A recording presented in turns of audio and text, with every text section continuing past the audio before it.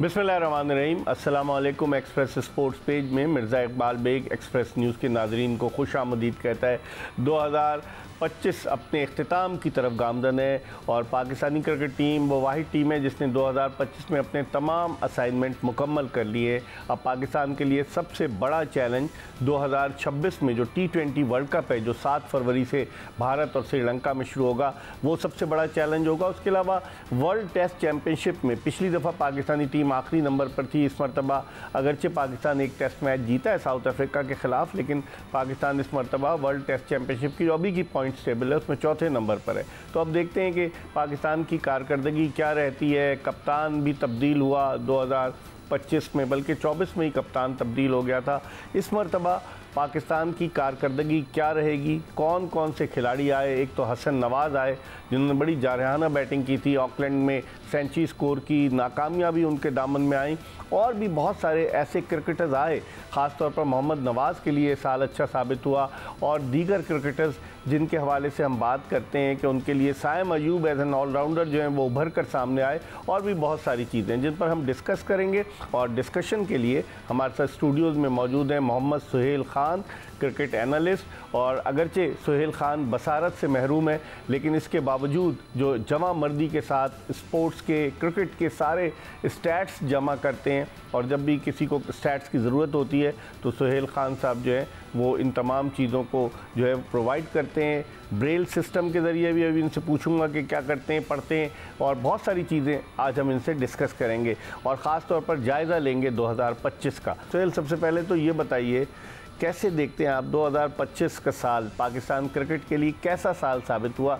भारत ने हमें 3 मैचेस में लगातार शिकस्त दी एशिया कप में, उसकी वजह से लोग खासे दिल बर्दाश्त हैं। ओवरऑल आप कैसे देखते हैं?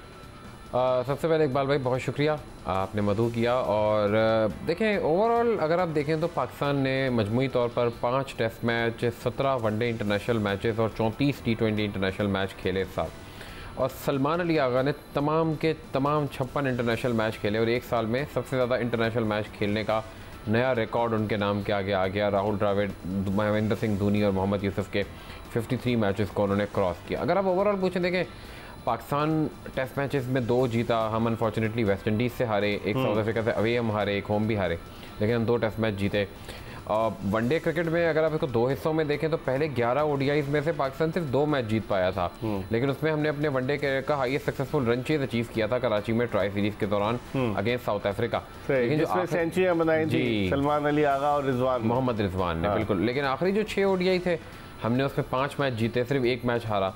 और T20 क्रिकेट में वैसे तो बड़ा अच्छा लग रहा है, पाकिस्तान ने 21 मैच जीते हैं, 13 हारे हैं। किन टीमों के खिलाफ? जी, यही असल बात है करने वाली कि अगर आप 21 मैचेस को देखेंगे तो उसमें से 5 मैच तो आपको सिर्फ बांग्लादेश के खिलाफ नजर आएंगे।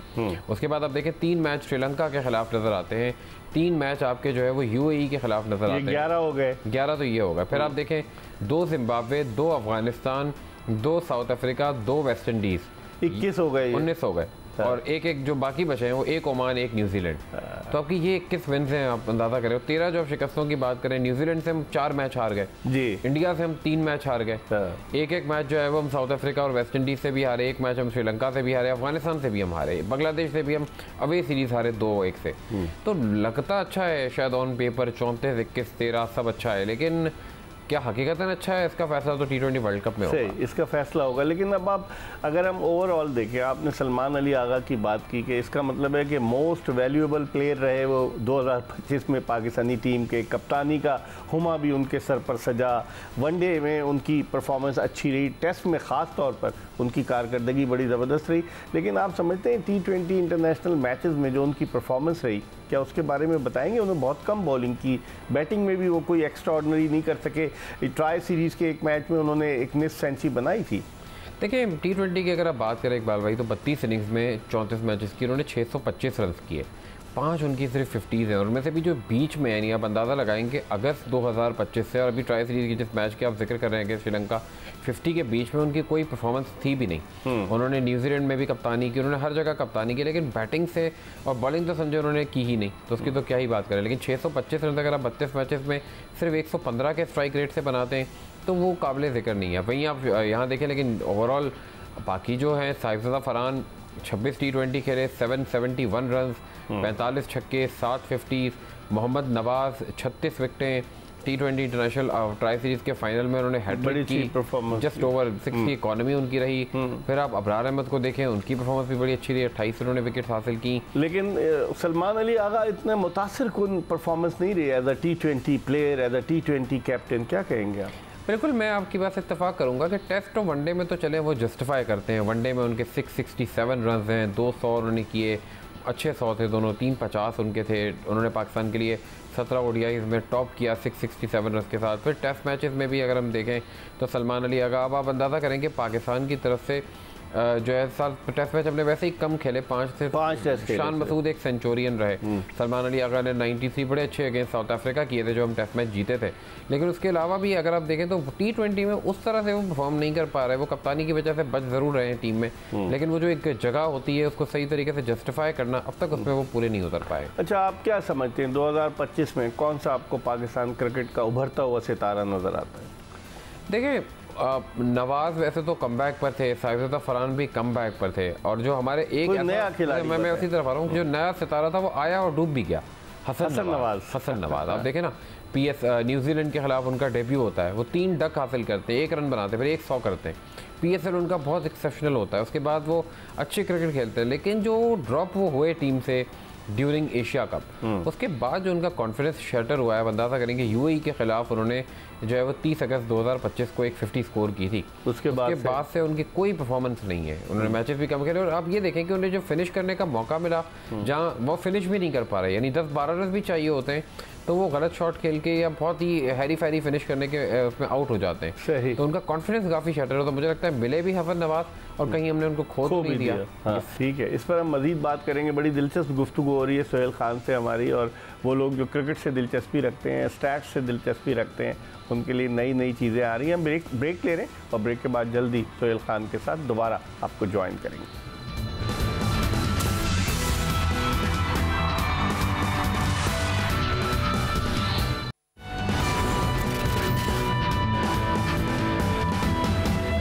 ब्रेक के बाद एक मरतबा फिर cricket analyst statistician Mohammad Sohail Khan के साथ आपको शो में खुशामदीद कहते हैं। और अब हमें स्काइप पर वीडियो लिंक के ज़रिए ज्वाइन किया। अब स्काइप तो ख़त्म हो गया, जूम के ज़रिए हमें ज्वाइन किया है हाफिज़ मोहम्मद इमरान ने, जो क्रिकेट एनालिस्ट हैं। इनसे हम बहुत सारी बातें करेंगे, पूछेंगे, लेकिन एक सवाल पहले करते हैं सोहेल खान साहब से। सोहेल खान साहब, 2025 में क्या कप्तानी का म्यूज़िकल चेयर गेम जारी रहा या नहीं?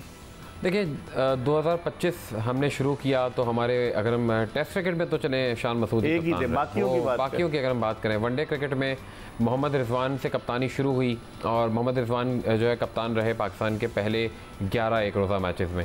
लेकिन फिर शाहीन शाह अफरीदी कप्तान बने, उन्हें साउथ अफ्रीका की सीरीज़ में कप्तानी, जिसमें उन्होंने 5 मैचों में कप्तानी की और 1 मैच में सलमान अली आगा को भी लीड करने का मौका मिला पाकिस्तान को। जो T20 की बात करें, T20 में देखें, शाहीन शाह अफरीदी ने अवाइल में 2025 में जब स्टार्ट हुआ उस वक्त तक तो रिजवान ही कैप्टन थे। लेकिन ड्यूरिंग चैंपियंस ट्रॉफी हमने न्यूजीलैंड के लिए अपना स्क्वाड अनाउंस किया और उस स्क्वाड अनाउंस करने पर हमने मोहम्मद रिजवान को टीम से ड्रॉप भी कर दिया और कप्तानी से भी हटा दिया। मार्च 2025 में ये अनाउंसमेंट आया था कि सलमान अली आगा को T20 का कप्तान बना दिया गया है। और फिर पूरा साल जो है कप्तानी जो है वो T20 में तो सलमान अली आगा ही करते रहे और हमने देखा कि उन्होंने 34। तो बाबर आजम जो थे वो 24 में थे, 25 में नहीं थे कप्तान। हाँ, 24 की शुरुआत शाहीन शाह अफरीदी से हुई, फिर शाहीन शाह अफरीदी से बाबर आजम कप्तान बने, फिर बाबर आजम से रिजवान कप्तान बने, फिर बीच में सलमान अली आगा ने भी कुछ मैचेस में 2024 में जिम्बाब्वे में और 1 मैच में ऑस्ट्रेलिया में कप्तानी की।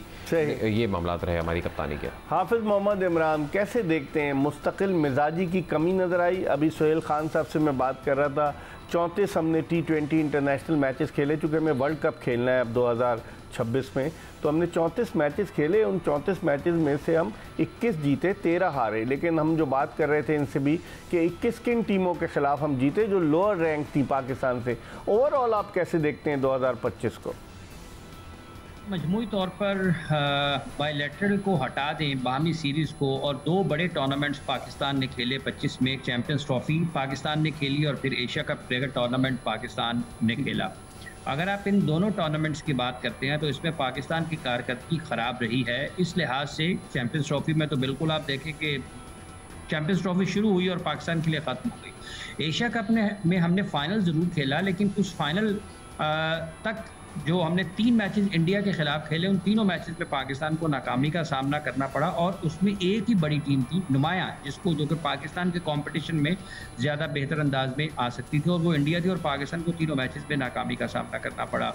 तो ये 2 बड़े टूर्नामेंट्स आपकी जो इलाकाई टूर्नामेंट हैं, कसीरुल कौमी टूर्नामेंट्स, और फिर जब आप बैन अवी सतह पर चले जाते हैं तो वहाँ पर आपकी कारकर्दगी का मायार वो नहीं है जो होना चाहिए। लेकिन 2 ट्राई सीरीज भी तो जीते इमरान हम लोग। बेग साहब, अब उन ट्राई सीरीज में आप देखें जो यूएई में खेले हम, वहां पर कौन सी टीमें थी, और जो पाकिस्तान में हम ट्राई सीरीज जीते उसमें कौन सी टीमें थी। अगर ट्राई सीरीज की बुनियाद पर अगर हम जायजा करें पूरे साल का, तो ये फिर पाकिस्तान की क्रिकेट के साथ इंसाफ नहीं होगा। लेकिन ये बात आपकी ठीक है कि जब हम नंबर्स की बात करते हैं तो नंबर्स में तो हम जीते हुए हैं, लेकिन लोगों को याद रहेगा चैंपियंस ट्रॉफी में पाकिस्तान की क्या कारकर्दगी। 4 दिन में बाहर हो गए हम। हाँ, आपकी क्रिकेट को फ़रोग मिलेगा, आप दुनिया में बेहतर अंदाज में ज़ेरे बहस आएंगे, ज़ेरे मौजूद बहस होंगे जब आप चैंपियंस ट्रॉफी जीत पाते हैं या फिर आप एशिया कप टूर्नामेंट जीत जाते हैं। आप दोनों जगहों पर नाकाम रहे हैं।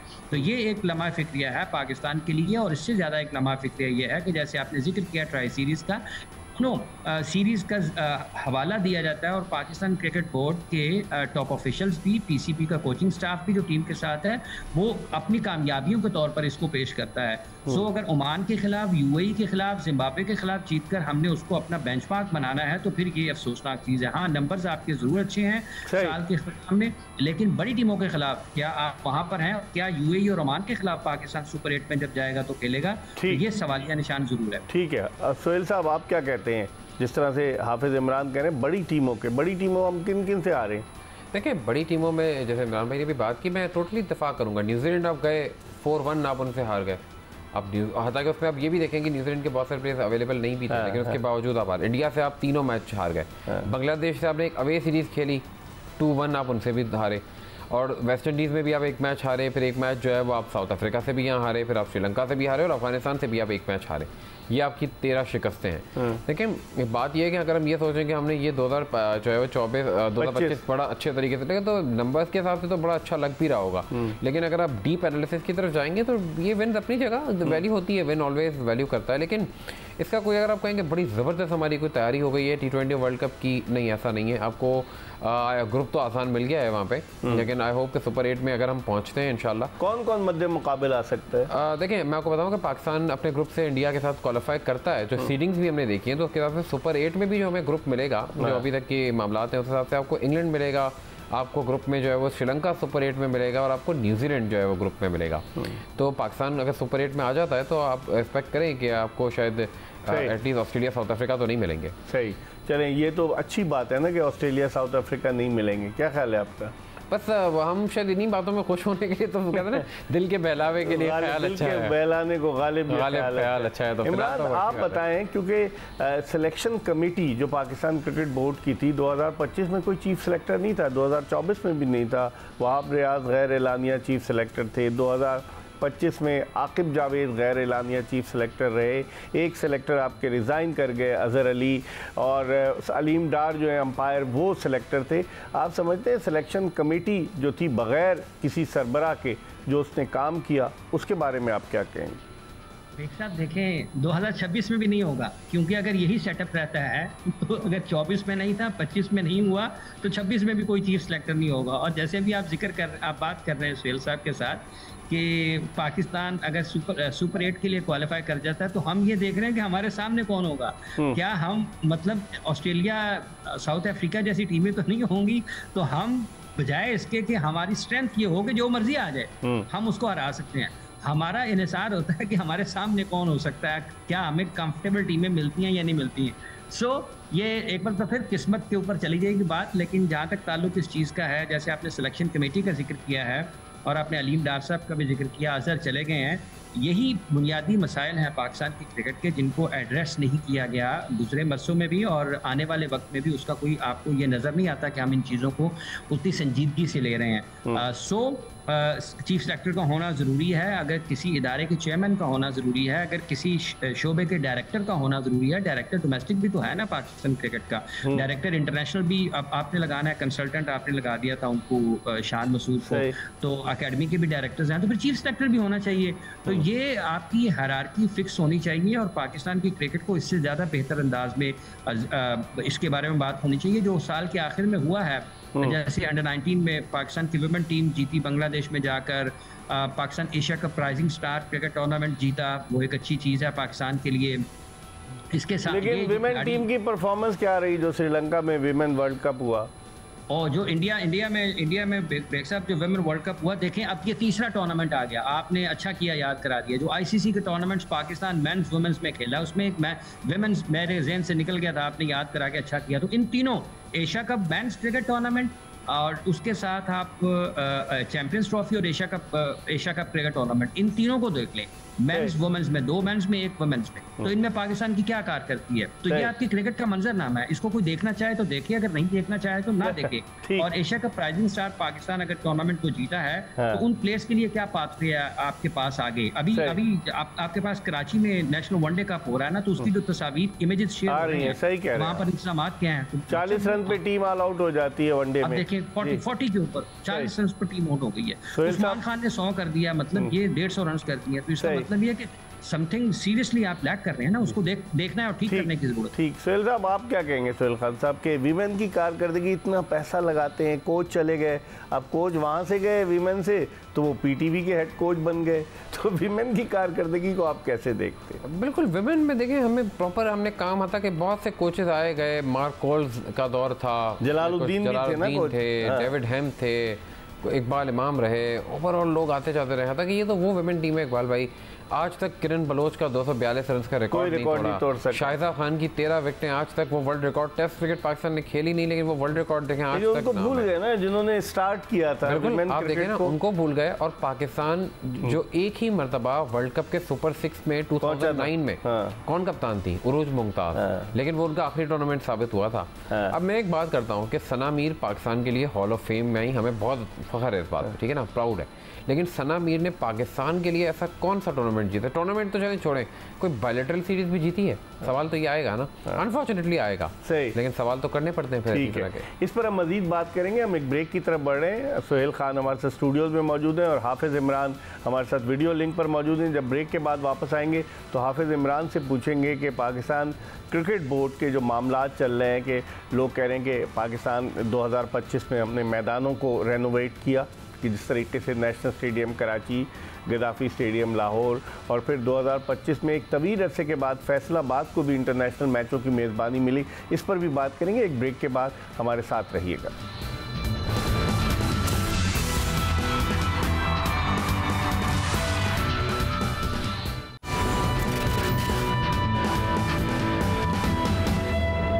Welcome back after the break. हमारे साथ मौजूद हैं क्रिकेट स्टैटिस्टिशियन सोहेल खान, शुमारियात के माहिर, और हमारे साथ वीडियो लिंक पर मौजूद हैं senior sports journalist, sports anchor हाफिज़ मोहम्मद इमरान।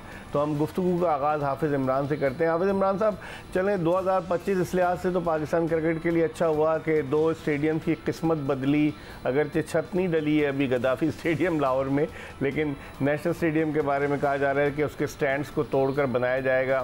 फिर फैसलाबाद में मैचेस हुए, पिंडी को काफ़ी मैचेस दिए गए, पेशावर मुंतज़िर रहा कि उसको मेज़बानी मिलेगी। ओवरऑल आप कैसे देखते हैं? देखें, बात यह है कि इंतज़ामी एतबार से हम कोई बहुत अच्छा साल नहीं कह सकते, लेकिन ये ज़रूर है कि बुनियादी ढांचे पर काम हुआ। मतलब स्टेडियम जिसका आपने जिक्र किया, चूँकि चैम्पियंस ट्रॉफ़ी की मेज़बानी थी और जो ज़रूरतें थी उनको पूरा करना था, उसके लिए कुछ तामीराती काम पाकिस्तान क्रिकेट में हुए, कुछ उनकी किस्मत, उनकी शक्ल ज़रूर बदली। लेकिन असल मसला यह है कि क्या पाकिस्तान क्रिकेट की शक्ल बदलती है या नहीं बदलती है, उसके लिए कुछ काम होता है या नहीं होता। क्योंकि 2026 के बाद 27 में पाकिस्तान ने 50 ओवर्स का वर्ल्ड कप भी खेलना है, और जो आपने स्टेडियम्स का जिक्र किया है उसमें भी गालिबन अभी तक उसकी तामीरात का काम मुकम्मल नहीं हुआ, काम अभी बाकी है। फिर कुछ और स्टेडियम्स की भी हम खबरें सुन रहे हैं। ये तमाम इंफ्रास्ट्रक्चर पर जितने भी काम है वो साथ ही साथ होने चाहिए, लेकिन उसके साथ साथ आपने ये भी देखा देखना है कि 2025 में आपने जो कसीरुल कौमी टूर्नामेंट्स खेले थे वहां पर टीम की कारकर्दगी क्या थी। आपकी टीम के कप्तान के बारे में ये इल्म नहीं होता कि अगले टूर्नामेंट में, अगली सीरीज में वो होगा या नहीं होगा। अगले मैच में खिलाड़ी का पता नहीं होता कि वो खेलेगा या नहीं खेलेगा।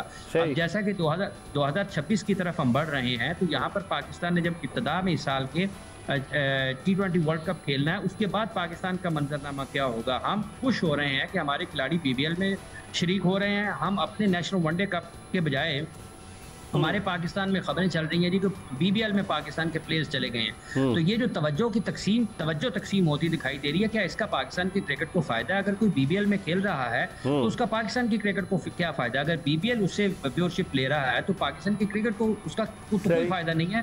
तो ये जो इंतजामी चीजें हैं आपके स्ट्रक्चर में, आपके सिस्टम में, उनको ठीक होने की चीज, ठीक करने की जरूरत है। आपके पाथवेज उतने ज्यादा अच्छे नजर नहीं आते हैं। आपने अजहर अली की मौजूदगी में सरफराज अहमद को एशिया अंडर 19 और जो शाहीन है उनका इंचार्ज लगा दिया। इसी तरीके से आपका कोई, जिसका आपने जिक्र भी किया, सिलेक्शन कमेटी का कोई हेड नहीं है। तो जो इंतजामी चीज़ें उनको ठीक करने की ज़रूरत है। अगर नहीं करेंगे तो ये अकलौती इत्तेहाद और ताकत की मुत्तहिद करने वाली ताकत है पाकिस्तान में क्रिकेट। हॉकी और स्क्वॉश का हाल आपने देख लिया, और अगर क्रिकेट भी उन्हीं खुद पर चली जाएगी तो फिर आप देखें कि होगा क्या। हमने लंदन में न्यूयॉर्क कर लिया, लंदन में हमने एक रोड शो कर लिया, न्यूयॉर्क में हमने रोड शो कर लिया, लेकिन वो फ्रेंचाइज मालिकान 6 के 6 ना लंदन में नजर आए ना न्यूयॉर्क में कोई खैर खबर है। तो किस तरीके से आप दो अली तरीन का मामला सबके सामने है। तो ये चीजें ठीक होने वाली हैं। बिल्कुल आपने दुरुस्त कहा। सोहेल खान साहब बताएं, कुछ कंट्रोवर्सीज हुई पाकिस्तान क्रिकेट के साथ 2025 में, क्या क्या हुई अगर हुई? बिल्कुल, देखिए कंट्रोवर्सीज तो आपकी ऑन एंड ऑफ बहुत ज़्यादा रही। पूरे साल आप आगा सलमान ने वैसे तो हमें 34 मैचों में कप्तानी करते नजर आए, लेकिन बात वही है कि हमें हर सीरीज़ में ये कंफर्म नहीं था कि वही कप्तान होंगे।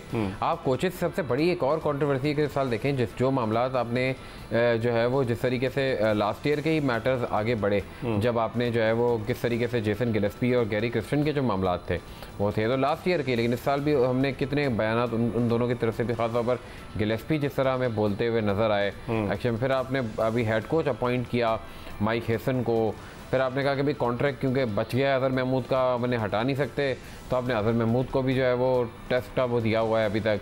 और जहाँ तक कॉन्ट्रोवर्सी अब ये देखेंगे, आपका देखें ना स्ट्रक्चर क्या है।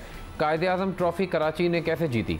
मतलब जो टीम थी नहीं, फिर समय थी नहीं। अच्छा 8 टीमों में भी नहीं आए, चलो ठीक है, कराची बड़ा शहर, आपने उनको लेकर आए तो फिर आप कराची की टीम आ गई तो कायदे आज़म ट्रॉफी भी वो जीत के चले गए। डोमेस्टिक क्रिकेट के ऊपर आप उतनी तवज्जो नहीं दे पाते। आप इसकी एग्जांपल लें, PSL ड्राफ्ट होता है, साहिबजादा फरहान पिक नहीं होते, कहीं नहीं होते। नेशनल T20 कप में इतना एक्सेप्शनल खेलते हैं, टॉप करते हैं, टॉप करने के बाद वो PSL में भी जो है वो आउटस्टैंडिंग परफॉर्म कर देते हैं। तो और वो पाकिस्तान के भी T20 इंटरनेशनल के लीडिंग रन गेटर बन जाते हैं। जो खिलाड़ी आपका ड्राफ्ट में पिक ही नहीं हुआ था वो कैसे नेशनल T20 में आते। तो आपके यहाँ देखें ना चीज़ें किस तरीके से होती हैं, ये बहुत अनफॉर्चुनेट है। और भी कोई कंट्रोवर्सी हुई सोहेल भाई? इसके अलावा तो देखें कंट्रोवर्शियल PSL को लेकर तो और ना बड़ी कंट्रोवर्सी थी, लेकिन कुछ एक बात मैं ये ज़रूर कहूँगा कि PSL में हमने इस दफ़ा डेविड वार्नर को पहली दफ़ा देखा, पहली बार वो खेलने आए। जेसन होल्डर जैसे खिलाड़ी पहली बार PSL, केन विलियमसन आए, खेले नहीं लेकिन चले उन्होंने टीम को ज्वाइन किया। लाहौर कलंदर्स ने PSL जीती इस बार 3rd टाइम। तो ये भी हमारे मामला रहे। इमरान कैसे देखते हैं, जिस तरह ये कह रहे हैं कोई कंट्रोवर्सी तो इतनी नहीं हुई ना हाफिज इमरान साहब? कंट्रोवर्सीज के कप्तानों का आना जाना, और हैदर अली वाला एक केस हुआ था, बड़ा अनफॉर्चुनेट था, वो अच्छे तरीके से ख़त्म हो गया। ये अच्छी चीज़ है, वो साल के आखिर में दोबारा आपको क्रिकेट खेलते हुए भी नजर आएंगे। लेकिन कंट्रोवर्सी तो ये रही ना पाकिस्तान की एंडी पायक्राफ्ट जो एशिया कप में, इससे बड़ी क्या कंट्रोवर्सी हुई जो पाकिस्तान और भारत के मैचेस में हुई। शेख हैंड वाला मामला हुआ, ट्रॉफी नहीं ली गई मोहसिन नकवी साहब से, उस मामले में उनका जो स्टांस था वो ठीक था कि जब आप इतनी बड़ी जगह पर खड़े हुए हैं तो उस पोर्टफोलियो की रिस्पेक्ट जो है वो सबको करना पड़ती है, और उनका स्टांस वो ठीक था उस मामले में। एंडी पायक्राफ्ट वाला मामला हुआ, फिर उसके बाद ये कंट्रोवर्सी आई, जो कंट्रोवर्सीज का आप जिक्र कर रहे हैं कि वहाँ पर 2 चेयरमैन पाकिस्तान क्रिकेट बोर्ड के नजर आए, रमीज राजा और नजम सेठी साहब, ठीक है। और फिर उसके बाद एक और चीज़ आती है, जब राशिद लतीफ़ वाला मामला होता है, राशिद लतीफ़ को जब बुलाया जाता है तहकीकाती इदारे में, उसके ऊपर पीसीबी के साबिक चेयरमैन नजम सेठी साहब अपने ख्यालात का इजहार करते हैं एक्स पर, उसके जवाब में वहाँ पर मोहसिन नकवी लिखते हैं जो पीसीबी के मौजूदा चेयरमैन है। तो ये भी एक कंट्रोवर्सी है ना कि जो ओवरऑल आपको नज़र आता है एक खाका मजमूई तौर पर आप देखते हैं, तो बोलने के हिसाब से जो चीज़ें पाकिस्तान क्रिकेट में इससे पहले इतनी ज़्यादा मोहतात या लोग उतने खौफ का शिकार नहीं होते थे। मतलब राशिद लतीफ़ पाकिस्तान के फॉर्मर कैप्टन थे ना, कोई और तरीका भी इख्तियार किया जा सकता। लेकिन एक और चीज़ के कभी आपने देखा कि दो चेयरमैन इस तरह से सोशल मीडिया पर आपस में देखें ना, ये भी तो एक कंट्रोवर्सी, मतलब ये है कि आपको फौरी तौर पर लेफ्ट राइट से लोगों की जरूरत पड़ी कि वो आपको गाइड कर सकें या आपको उस मुश्किल से निकाल सकें, और वो आए। पाकिस्तान का मामला जब भारत के साथ था एशिया कप में, मेरा ख्याल है तो सबसे बड़ी कंट्रोवर्सी तो यही थी कि एक क्रिकेट की तारीख में कुछ नई चीजें हुई ना। पाकिस्तान के खिलाड़ियों को जुर्माने हो रहे हैं, बैन हो रहे हैं, इंडिया के खिलाड़ियों को जुर्माने हो रहे हैं। वहां पर एक फाते टीम एशिया कप की जिसने ट्रॉफी लेने जा रही है, तो ट्रॉफी लेने के लिए नहीं आ रही। तो मेरा ख्याल है कि मजमूई तौर पर देखते हैं पाकिस्तान की नाकामियों को या इंतजामी खामियों को एक तरफ रखते हुए, तो इस साल में अगर कोई जो सबसे ज्यादा चीज जेरे बहस आई है वो एंडी पाइक्राफ्ट वाला मामला, और उसके बाद जो एशिया कप के फाइनल में हुआ जिसमें काफी देर तक पाकिस्तान क्रिकेट बोर्ड के चेयरमैन ACC के हेड इंतजार करते रहे कि उनसे ट्रॉफी ली नहीं गई है। तो ये तनाज़ा अभी तक हल तलब है, ये अभी हुआ नहीं है, अभी नहीं। अभी ट्रॉफी 28 सितंबर को खत्म हुआ एशिया कप, और अब आप देख लें दिसंबर, और ट्रॉफी अभी तक नहीं मिली है, भारत ने नहीं ली है। बिल्कुल। अभी जी से अभी सुहेल साहब भी और आप भी जिक्र कर रहे थे कायद-ए-आज़म ट्रॉफी का कराची की। अब देखें ना ये क्या निज़ाम है कि एक टीम को आपने रखा नहीं है, तो टीम टूर्नामेंट की फातिह हो गई है। अब इसके ऊपर इसका मतलब है कि आप नहीं चाह रहे थे कि कराची आए, आप नहीं चाह रहे थे ना, और आप नहीं चाह रहे थे कि लाहौर की भी दो टीमें आए, और आप नहीं चाहते हैं ये पीसीबी वाले जो टॉप ऑफिशियल्स हैं कि लाहौर और कराची की दो टीमें खेलें। मगर ना ये कैसे हो सकता है कि आपने कराची को बाहर किया, और वो इतनी अगर खराब क्रिकेट थी कराची की कि आप उसको कायदन ट्रॉफी नहीं खिलाना चाहते, तो वो जीत कैसे गए? ये भी उसमें आता है इमरान, कंट्रोवर्सीज में आता है कि बहुत सारे तनाज़ात। बहुत बहुत शुक्रिया, आपने हमें वक्त दिया, आप हमारे साथ वीडियो लिंक पर मौजूद रहे। Hafiz Mohammad Imran, senior sports journalist, sports anchor, वो अपनी राय का इजहार कर रहे थे। हम प्रोग्राम के आखिरी ब्रेक की तरफ बढ़ रहे हैं, और जब वापस आएंगे तो सुहेल खान जिन्होंने डक कर दिया था कंट्रोवर्सी पर, इनसे बात करेंगे। इनको हालांकि इनको सब चीज़ें याद रहती हैं, लेकिन ये सारी कंट्रोवर्सीज इनको याद नहीं रही। हम ब्रेक के बाद दोबारा आपको ज्वाइन करेंगे।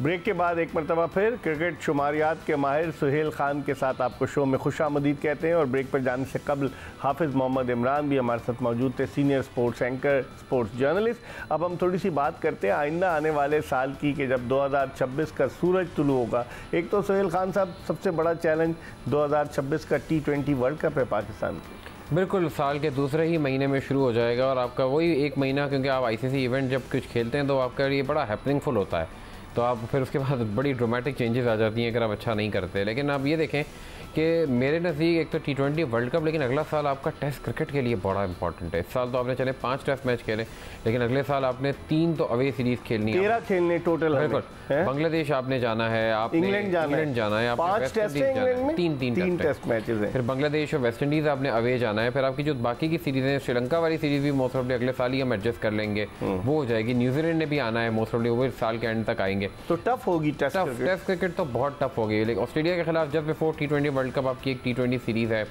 वनडे क्रिकेट में अलबत्ता आपको बांग्लादेश के खिलाफ अवे सीरीज़ के अलावा जिम्बाब्वे, आयरलैंड जैसी टीमों से खेलना है। एक ट्राई सीरीज़ भी एक्सपेक्टेड है, हम अगेंस्ट इंग्लैंड और श्रीलंका, वो खेल सकते हैं अगर वो प्रॉपर्ली स्केड्यूल में आ गई तो ओवरऑल। लेकिन टेस्ट क्रिकेट के हवाले से फिर ये भी देखना है कि PSL में मजीद किस तरीके से हमारे खिलाड़ी आते हैं। PSL की बात करते हैं, क्या क्लैश होगा PSL? हाँ बिल्कुल, क्लैश तो होगा IPL के साथ। जिस तरह हमने देखा है IPL ऑक्शन और PSL में आपने देखा है कि डुप्लेसी और मोइन अली की साइनिंग्स अनाउंस की गई हैं।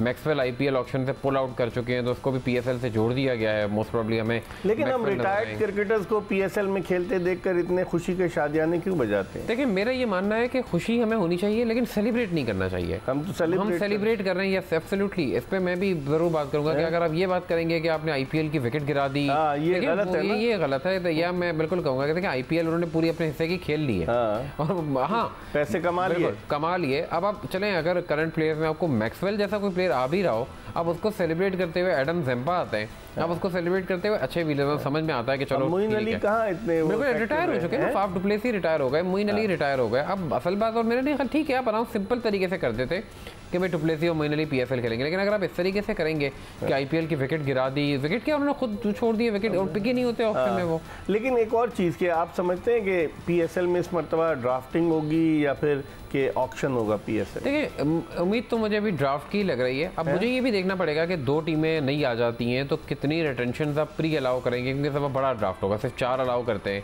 नई टीमों को क्या कुछ प्री साइनिंग्स अलाउ की जाएंगी अगर पुरानी टीमें प्लेयर्स को रिटेन करती हैं, या 0 से शुरू किया जाता है? अभी तक तो ये बहुत सारे मामला हैं। आपको अप्रैल में अगर पीएसएल शुरू करनी है तो ये 2-3 महीने बड़े इंपॉर्टेंट होंगे पाकिस्तान सुपर लीग के लिए। और मुल्तान सुल्तान के केस को कैसे देखते हैं? अली तरीन ने तो अपने आप को विड्रॉ कर लिया ओनर की हैसियत से, तो ओनर नया आएगा मुल्तान सुल्तान? बिल्कुल, आई एम क्वाइट श्योर कि नया ही कोई ओनर आएगा, इसको भी रीवैल्यू ही री ऑक्शन इसका भी होगा, वैसी बात है, क्योंकि वो तो रहे नहीं 2 नई टीमें अपनी जगह, लेकिन मुल्तान सुल्तान को भी कोई नया ओनर मोस्ट प्रॉब्ली जल्दी ज्वाइन करेगा। 2025 में अगर हम इंटरनेशनल क्रिकेट की बात करें, कौन सा ऐसा स्टार क्रिकेटर आपको नजर आया? जो बेसबॉल क्रिकेट थी वो तो नाकाम हो गई जिस तरीके से वो खेल रहे थे, लेकिन कोई नया स्टार नजर आया 2025 में आपको?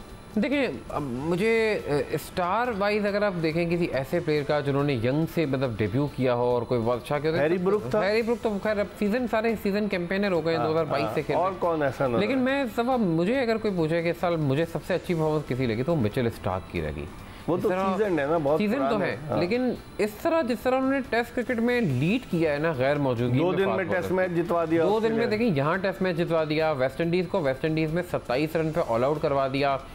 और इस साल अगर आप मुझसे इंटरनेशनल क्रिकेट का सबसे बड़ा मोमेंट पूछेंगे तो वो साउथ अफ्रीका का वर्ल्ड टेस्ट जो जीता था लॉर्ड्स में उन्होंने जिस तरह ऑस्ट्रेलिया को हराया, एक आईसीसी इवेंट जीतना साउथ अफ्रीका के लिए एक आई थिंक, और टारगेट को चेस करना। एडन मार्करम ने जो सेंचुरी की, कमाल की बैटिंग, कमाल उन्होंने, और उनके कप्तान टेम्बा बावुमा को आप भूल गए क्या? उन्होंने कप्तानी की। और अब ये देखें कि और एक और अगर आप हिस्टोरिक मोमेंट देखें तो इंडिया 400 से ज्यादा रन से टेस्ट मैच हारा पहली दफा। ये बड़ा हिस्टोरिक एक मोमेंट था साउथ अफ्रीका के खिलाफ। साउथ अफ्रीका ने उनको उन्हीं के मुल्क में क्लीन स्वीप कर दिया। न्यूजीलैंड ने लास्ट ईयर किया था, इंडिया ने जो है वो इस साल किया। ठीक है, बहुत बहुत शुक्रिया सुहेल खान साहब। वक्त कम था वरना आपसे और डिस्कस करते, लेकिन आपने जो इनपुट दिया है 2025 के हवाले से और 2026 के हवाले से, यकीनन हमारे नाजरीन को पसंद आया होगा। आपका बहुत शुक्रिया। इसके साथ ही एक्सप्रेस स्पोर्ट्स पेज की ये एपिसोड अपने अख्तिताम को पहुंची। हमारे साथी सुहेल खान साहब, हमारे मेहमान, उनको और एक्सप्रेस न्यूज़ की पूरी प्रोडक्शन टीम को इजाज़त दीजिए। इंशाअल्लाह अगर ज़िंदगी ने वफ़ा की तो अगले शो में फिर आपकी खिदमत में हाजिर होंगे। अल्लाह हाफ़िज़।